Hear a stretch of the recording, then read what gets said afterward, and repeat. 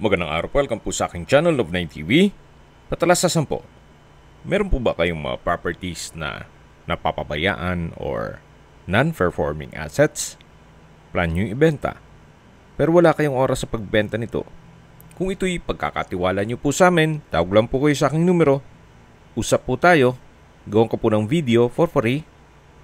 Yes, libre po, wala po kayong babayaran. Tutulungan po namin kayong mabenta ang inyong property. Kami na po bala sa marketing, sa boosting or paid ads.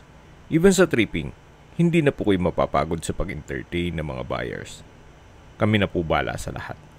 Tawag lang po kayo. Nandito po tayo ngayon sa Rodeo Hills Subdivision.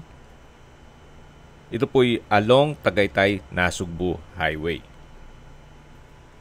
Ito pong bagong video presentation natin ay isang residential lot na may lot area na 454 square meters.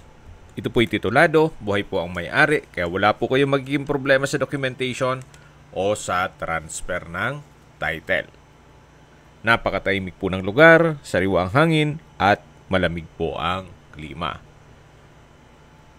Ito po'y nasa mataas na lugar, ang estimated elevation above sea level ay 2,000 feet. Kaya kung hanap nyo po'y isang lupain na hindi naman ganun kalakihan, para less maintenance, para sa inyong retirement o bahay bakasyonan, o di kaya weekend farming, ito na po yung hinahanap nyo. Ang kagandahan po dito sa loob ng subdivision ay walang restrictions. Kung gaano man kalaki ang papagawa mong bahay, o kung sakali man na mag-alaga ka ng hayop at magtanim ng mga fruit-bearing trees at gulay, kung sakaling mahilig naman po kayo sa mga ornamental plants, pwede po kayong gumawa ng garden dito. Then kung sakali man po na gusto yung magnegosyo, pwede naman pong gumawa kayo ng staycation business. Then ipasok nyo sa Airbnb.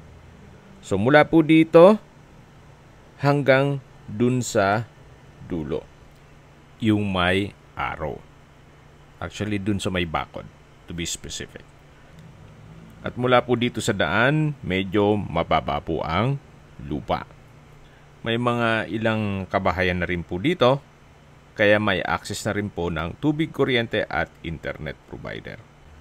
Yan po yung tinutukoy ko na property line. So mga nag-skip po ng video, summarize ko lang po. Ito pong property ay nasa Rodeo Hills, along Tagaytay, Nasugbu Highway. Then may lot area po ito na 454 square meters. Ito po titulado at buhay po ang may-ari. Okay, sa distance, location at travel time portion na po tayo.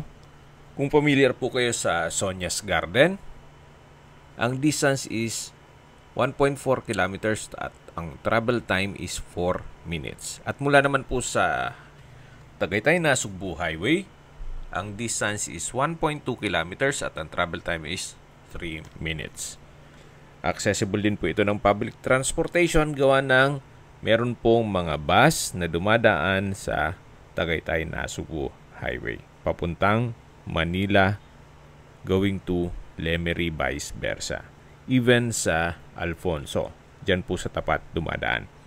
At mula naman po sa Twin Lakes, ang distance is 1.9 kilometers at ang travel time is 4 minutes. Mula naman po sa Mendez Crossing, ang distance is 8.2 kilometers at ang travel time is 17 minutes. Mula naman po sa Tagaytay Rotonda, ang distance is 17 kilometers at ang travel time is 24 minutes.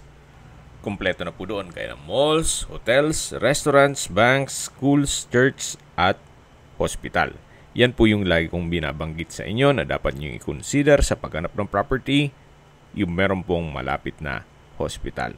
Hindi ko nun po sinasabing sakitin kayo. Yan naman po for emergency purpose lang naman.